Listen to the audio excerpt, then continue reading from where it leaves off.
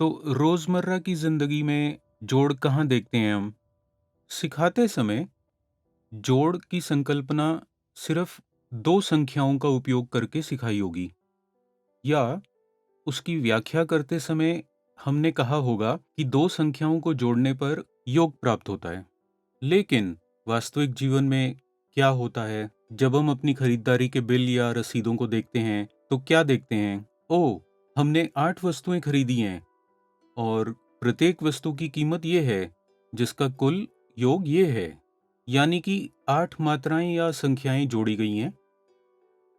तो फिर एक बड़े शहर की आबादी इतनी है, तो 4 बड़े शहरों की आबादी कुल कितनी होगी? इसका मतलब कि यहाँ हम बड़े समूहों को जोड़ रहे हैं। इस तरह हमें अपने दैनिक जीवन में जोड़ के कई उदाहरण मिलते हैं, है ना? हमें यहाँ एक बात पर ध्यान देने की ज़रूरत है, तो इस उदाहरण को देखते हैं। अब मैं अपने गाँव से आ रहा हूँ, एक बस है, ये शहर जा रही है, गाँव से शहर, बेंगलुरु।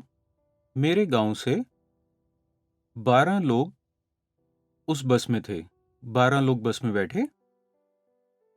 जब वो बेंगलुरु पहुँची, तो उसमें कुल 20 लोग थे।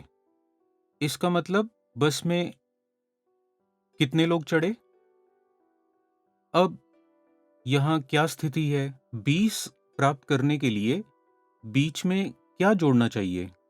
जब 2 संख्याओं को जोड़ें, जो मिलता है वो कुल है। हमें कुल का ज्ञान है, लेकिन जो बीच में संख्या है उसका पता नहीं है। या मेरे गाँव से 12 लोग बस में चढ़े, रास्ते में और 8 लोग बस में चढ़ गए। जब बस नियत स्थान पर पहुंची, कितने लोग बस में थे? यहाँ हमें परिणाम जानने के लिए गणना करनी होगी। इसी तरह मुझे अपने जन्मदिन पर 8 उपहार मिले। मेरे पास कुल 12 छोटे खिलौने हैं, तो मेरे पास कितने खिलौने थे? तो ये 8 मिलने से पहले। इस तरह जब हम जोड़ करते हैं, तो हम 3 अलग-अलग तरीकों को देख सकते हैं। इनके माध्यम से हमारे दैनिक जीवन में जोड़ की उपयोगिता को स्पष्ट रूप से समझा जा सकता है।